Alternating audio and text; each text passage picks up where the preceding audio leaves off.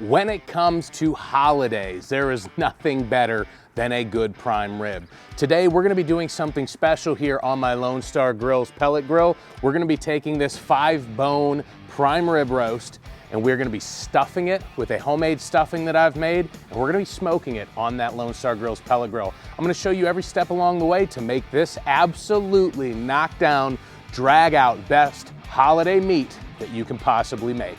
Now let's get started. Now, like I said, this is a 5-bone, but as you can see, there are no bones. I had it deboned. I'm not gonna be using them for this recipe, but I did hang on to them.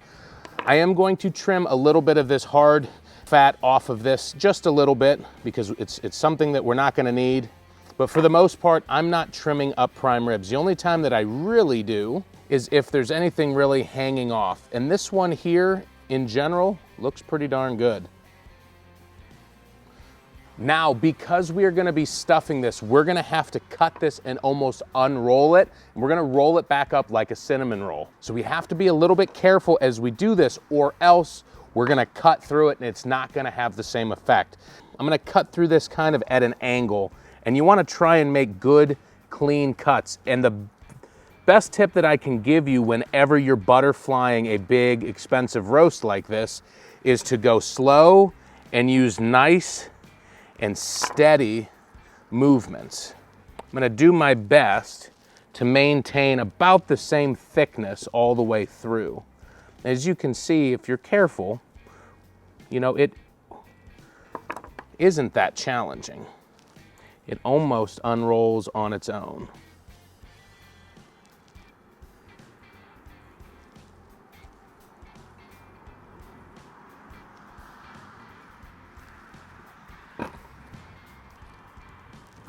And it's good to keep flipping it so that you can kind of see and make sure you're not cutting deeper on one side than the other,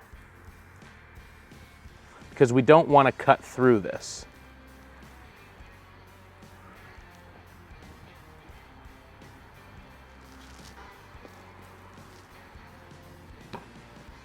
I decided to cut that end off because it's basically just one big chunk of fat. Now, as you can see, that trimmed up nicely. Now we've got that stuffing that we made inside. Let me talk a little about that. But before we put that stuffing down, we're actually gonna use one of my favorite barbecue rubs, and that is the Bearded Butcher's Brock Lesnar blend. This goes great on beef, and we're gonna put that down right here on the meat, on the inside, before we lay that stuffing down. Now we've got that stuffing that I made inside. Let's talk a little bit about that. Now this is super simple. Let's brown up some bacon in a pan and get it to a nice crispy finish. Then let's remove it, take out some of the grease, and add a few tablespoons of butter along with some finely chopped shallots. Once the shallots are golden and translucent, let's add up some finely chopped mushrooms.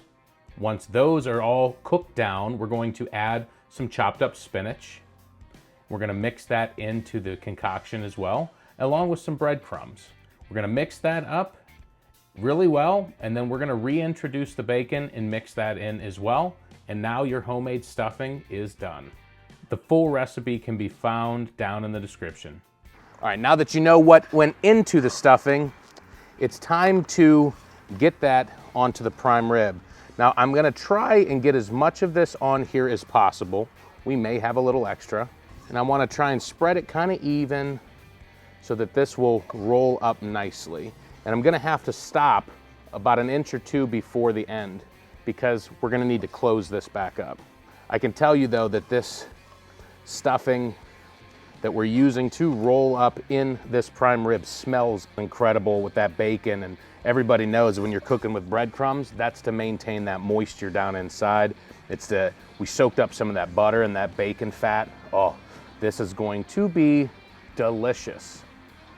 Now that we have this thing laid out, we've got the stuffing in it. I'm gonna try and keep it a little bit away from the edges so it doesn't come spilling out. But we're going to start to roll this.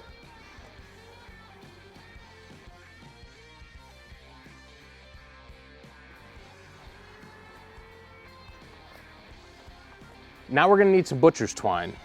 You're gonna need a couple strands of this. We want this about every 3-4 inches or so. And we're gonna get this underneath. I'm gonna cross it over. Then I'm going to carefully flip this over and I'm gonna cinch it as tight as I can. And then we'll tie it in a knot, take my knife, get it like that. We're gonna do the same thing towards this end. Sneak it underneath the meat like so. Cross it over, flip it over. Sometimes it helps if you saw, sometimes it helps to double under, and that actually helps keep the tension down. When you squeeze it tight, see, it doesn't want to come loose. Now you just tie your knot, just like so, and we'll cut the excess string off. Now you've got this beautiful looking roast, but it's not seasoned yet. Whenever I'm seasoning beef, I like to use a little bit of an olive oil binder. So what I'm gonna do is I'm gonna take this, put a little in my glove, and I'm just gonna wipe the outside surface. We just want a little bit of a sheen on this. That helps that rub stick to it and adhere to the surface. That way it's not falling off and it'll really, truly stick down on this prime rib roast. And now that we've got the binder on, we're gonna be using my Spiceology prime rib rub. This, hands down, is my favorite, absolutely favorite prime rib rub that is out there. I've tried a few different ones, and this one by far is the best. I'm gonna start here by seasoning the sides. And because this is a nice big chunk of meat, we are going to season this generously.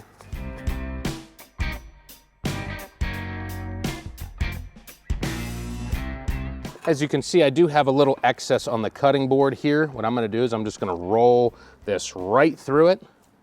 It's actually gonna help that rub stay intact even more so on the surface. And just like that, we have a beautifully stuffed and seasoned prime rib roast. We've got the Lone Star Grillz pellet grill running at 225 degrees. It is time to kit this onto the smoker. Now that right there is a beautiful prime rib roast. Let's kit this onto the Lone Star Grillz. We're going to set this just like so. I'm going to quickly run one of my probes in here so that I can monitor the cook here. And we need this to be into the thickest part into the center. So I like to measure like so, and I'm just going to push that right into the thickest part. Keep the wires behind that handle so they don't get pinched in the lid. We're gonna get this thing closed. Now we're running this prime rib at 225 degrees. In fact, we actually have the smoker ramped up a little bit because we're measuring that pit temperature. I wanna make sure it's about that 225, 235. I don't want it lower than that because I need this thing to cook. Now we are looking for a medium rare finish on this. So it's gonna be about a 5-hour process. So we've got this in here, we've got it smoking. We are not gonna do absolutely anything until the rub sets up. And I'll see you then. We've reached about a 95 degrees on this prime rib, and I'll tell you what, it looks beautiful. It is time to take some melted butter that I've got here in my cast iron little skillet here. I've got some garlic in here as well. Give this a little mix. And I'm not going to rub it because I don't want to mess with the rub itself. We're just going to drizzle this right on to that prime rib. Now the key is we want to make sure that the surface of this prime rib roast has set up, because what will happen is you will wash away all of this hard work and all of this rub that you have put on. All right, that's good. We'll get this back over here. We'll get this lid closed. The next step for this is to watch. If that surface gets a little dry, put a little bit more of that butter on there. But the next real step that we have to do is sear it. Now, we're not gonna sear this with our sear gun. We're not gonna put it under the broiler. We're gonna use the direct flame option here on the Lone Star Grillz pellet grill. But we wanna wait until we hit about 115 degrees, 112 to 115 degrees in this prime rib roast. We're gonna continue to monitor the temperature. Once we get close to that, we're gonna come back and show you exactly what to do. All right, this prime rib is at 115 degrees. I'm going to pull this probe out here with a fork. And what I actually need to do is get that prime rib into this pan. So I'm gonna carefully pick this up and get it off of here. and I'm gonna cover this pan. Now I'm gonna carefully open this up like so. And I need to slide this door open because that's the direct flame mode, just like so. And I'm gonna get this thing shut. I'm gonna remove this probe because we do not want this to catch fire. We're gonna get this lid closed and turn this smoker up to 450 degrees. We'll come over here and we will turn this to 450. Just like so. It is time to get this on here to sear. We've got this running at 450 degrees, and you can see here we've got a good fire. Now, I'm not about to ruin this prime rib, so what I'm gonna do is I'm actually going to set it next to the flames like this. Now you're saying, oh, that's more indirect. Well, that's a over $100 piece of meat. I'm not about to mess it up. I'm also gonna throw this thermometer in here just to give me a better sense of what the temperature is, and I'm gonna carefully close the lid here. Now, I need to be careful with this. I do not wanna overcook it. I do not wanna burn it. That's why we didn't go with that prime rib directly over the fire. Now I'm gonna rotate this every few minutes. I don't want it to burn. I don't want it to get overcooked. I'm gonna continue monitoring that temperature, and you'll be right there with me along the way. All right, let's get this thing opened up. We're looking for just over 130 degrees. We're at 131. 136 there towards the outside, 132 in the center. We're gonna take this out right now. I don't know about you, but boy, does that look good. We're gonna get this covered up. We're gonna let it rest for about 15 minutes. All right, we have let this prime rib rest for 15 minutes covered. And boy, when I opened it up, it smelled so good. It is time to cut into this and see what kind of work we did today.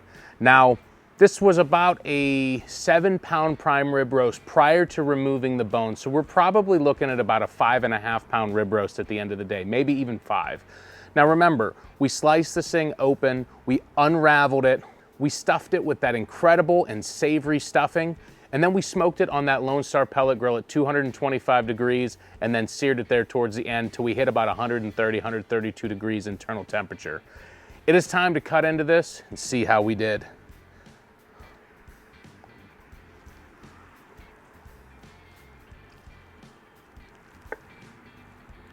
It is so juicy. I can just see the juices pouring out. That looks incredible.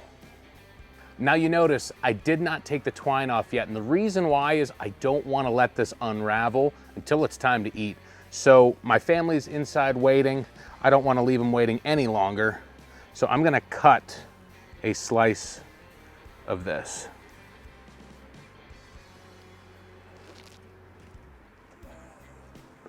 First, I'm gonna start off with a piece of that spinalis. So that is that outside edge.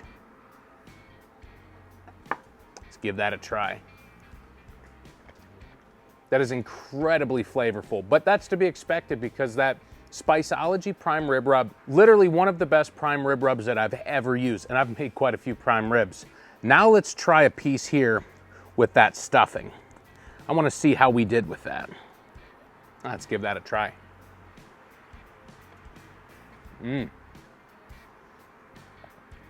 You get incredible flavor from those shallots. That's the first thing that I noticed. But it's also very savory and incredibly juicy. The thing to note is that what we used to stuff that with that breadcrumbs, that absorbed the moisture. So the moisture wasn't leaking out into the grill. It was staying intact inside of this prime rib. This is probably one of the juiciest prime ribs that I've ever made. And I really do think that it's directly related to having that stuffing with the breadcrumbs inside of that prime rib.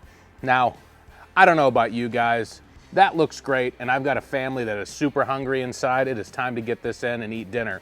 But if you like this video and you want to check out more from Anderson Smoke Show, then I suggest you check out this video right here.